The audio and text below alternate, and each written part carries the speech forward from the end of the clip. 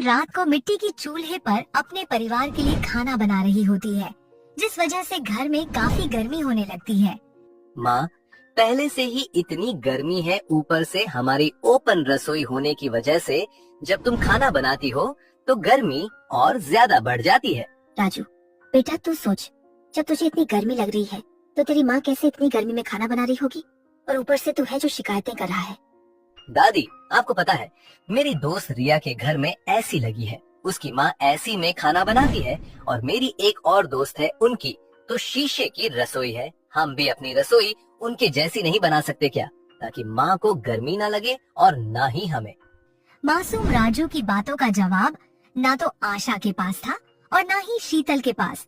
तभी विनोद पानी में बर्फ लेकर आता है,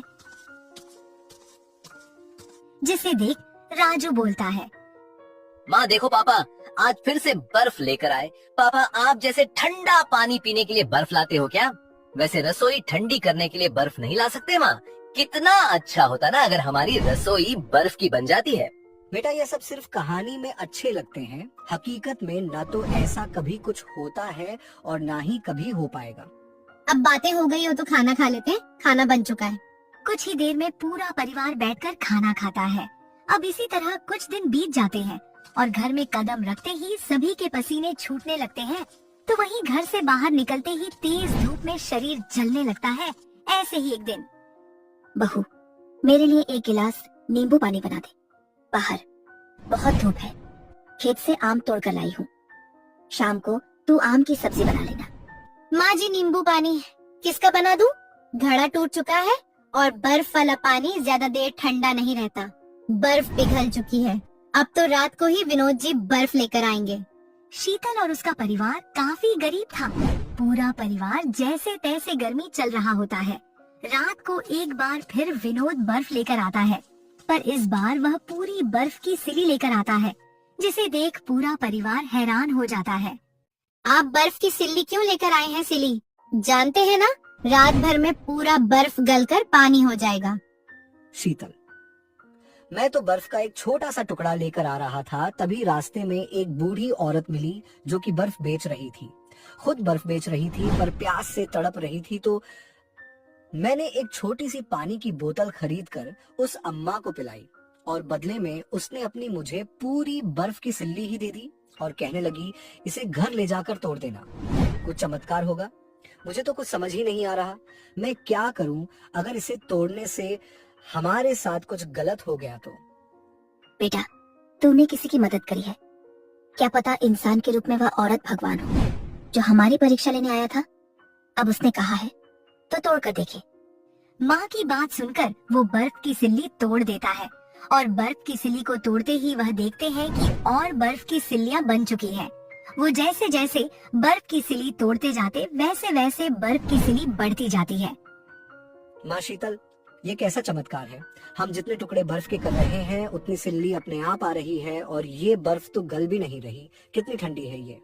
माँ जी, आपने सही कहा था, वह इंसान के रूप में कोई देवता था जो हमारी परीक्षा लेने के लिए आए थे। क्योंकि विनोद जी ने उनकी मदद करी, इसलिए उन्होंने हमें जादुई बर्फ दे दी और इसका इस्तेमाल भी कुछ ऐसे ही करना है। अब इतनी सारी बर्फ हमारे पास जब है तो इसे वेस्ट क्यों करना? हम इससे अपनी रसोई बनाएंगे जिसमें हमें बिल्कुल भी गर्मी नहीं लगेगी। शीतल का आइडिया आशा को काफी पसंद आता है। अब पूरा परिवार पहले खाना खाता है, क्योंकि विनोद काफी थक चुका था, इसलिए वह राजू को लेकर सो जाता है। पर दोनों सास बहू हार नहीं मानती और उन बर्फ से पूरी रसोई को दीवार की तरह करती है। और पूरी रात मेहनत करने के बाद दोनों सास बहू अपनी बर्फ की रसोई तैयार कर लेती है। साथ ही अब भी कुछ बर्फ की सीलियां बची होती है। अरे वाह शीतल माँ, आप दोनों ने रात भर में अपनी बर्फ की रसोई बना ली। इस रसोई में कितनी ठंडक है। मैं तो कहता हूँ आप खाना भी इसी में बनाना, खाना भी इसी में और सोना भी इसी में। सही कहा विनोद तूने।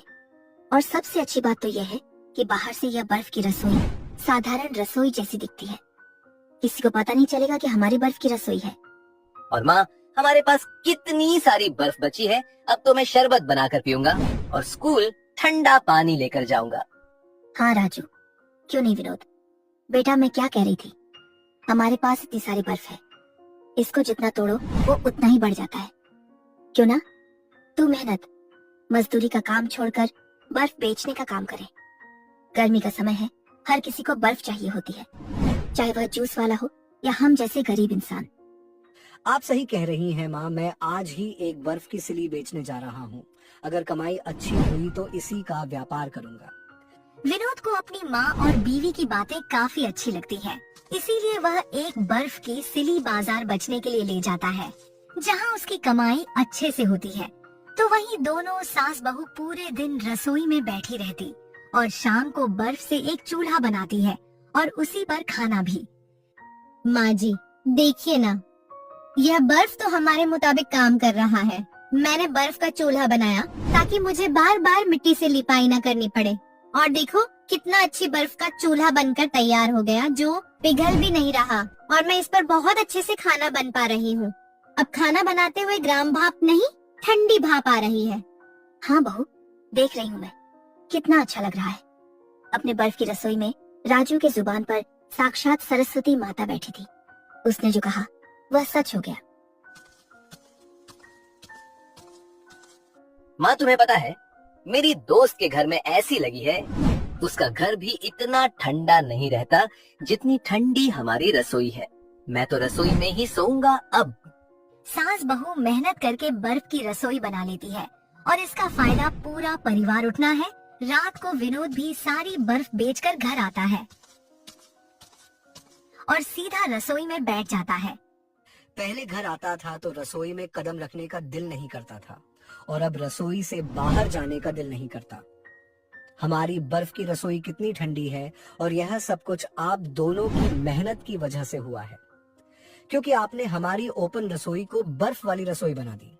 बस अब तो ठीक है विनोद जी, पर आप बर्फ लेकर गए थे, बचने के लिए क्या हुआ? बर्फ बिकी या नहीं? शीतल के इतना कहते ही विनोद कुछ पैसे निकालकर उसके हाथों में थमा देता है। आज पूरे दिन मैंने जितनी बर्फ बेची है यह उसकी कमाई है। मैं पूरे दिन मेहनत मजदूरी करता था, धूप में काम करता था, फिर भी 200 से ज्यादा नहीं काम पता था, और आज सिर्फ बर्फ बेचकर मैंने पूरे 2000 कमाए। ये सब कुछ उस जादुई अम्मा की वजह से हुआ, जिसने हमें यह जादुई बर्फ दी। शीतल उस बूढ़ी औरत को याद कर ही रही होती है कि तभी दरवाजे पर उसी बूढ़ी औरत की आवाज सुनाई देती है। विनोद जैसे ही उस बूढ़ी औरत को देखा है, वह उसे अपने साथ अपनी रसोई में ले आता है। बर्फ की रसोई देखकर बूढ़ी औरत भी हैरान हो जाती है और विनोद से कहती है, बेटा मैं कोई भगवान नहीं, मैं तो बस साधारण सी इंसान हूँ। मैंने एक साधु बाबा की मदद की थी, बदले में उन्होंने मेरा गुजारा चलाने के लिए मुझे यह बर्फ दी थी। पर अब मेरी उम्र हो गई है, बहू बेटे भी नहीं है, इसलिए मैंने सोचा जो मेरी मदद करेगा मैं उसे यह बर्फ दूंगी। और तुमने मेरी मदद करी तो मैंने यह बर्फ तुम्हें दे दी और आश्रम ढूंढने के लिए अपने घर से निकल पड़ी, पर मुझे कहीं कोई आश्रम नहीं मिला। अगर तुम मुझे बेसरा को सहारा दे देते तो। अम्मा यह भी कोई कहने वाली बात है? आज आपकी बदौलत तो मेरे पति का नया काम शुरू हो सका है। हम बर्फ की रसोई में बैठकर आराम से खाना बना और खा पा रहे हैं। जिसने अपना सब कुछ हमें दे दिया, हम उसकी मदद क्यों नहीं करेंगे? हाँ बहन, अब से तुम इसी घर में हमारे साथ रहोगी। खाना भी तैयार है, चलो सब साथ में बैठकर खाना खाते हैं अपने बर्फ से बनी रसोई में। इतना बोल पूरा परिवार साथ में बैठकर खाना खाता है। साथ ही शीतल और उसका पूरा परिवार उस बेसहारा बूढ़ी औरत को भी सहारा देते हैं। अगर आपको ये कहानी पसंद आई हो तो हमारे चैनल को लाइक करें, सब्सक्राइब करें और बेल आइकन दबाना ना भूलें, ताकि आपको हमारी हर कहानी की अपडेट सबसे पहले मिले। धन्यवाद।